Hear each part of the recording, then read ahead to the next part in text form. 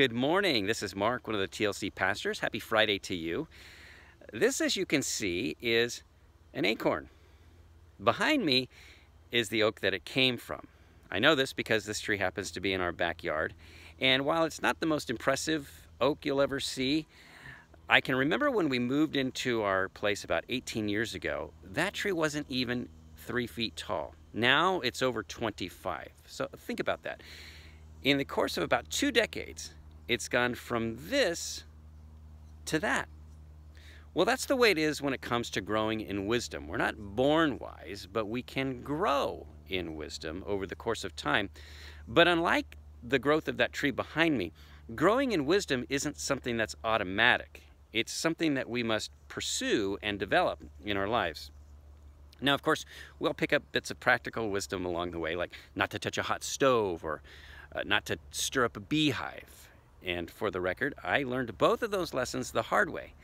But wisdom is so much more than simply learning what not to do. Acquiring wisdom is something that can bless every area of your life. In fact, Eugene Peterson, the pastor and author who wrote a number of books, including the Message paraphrase, Eugene Peterson defines wisdom like this. He says, "Wisdom is the art of living skillfully in whatever actual conditions we find ourselves." The art of living skillfully. Now, doesn't that sound good? And in whatever situation you find yourself in, you're able to say or do the right thing. And not just that, but you say it or do it in a skillful way. Now, there's an art to that, and it is the art of the wise. You know, in the Old Testament, the book of Proverbs is all about wisdom. And in chapter 8, wisdom is portrayed like a person who's calling us to learn from it and to grow and become wise.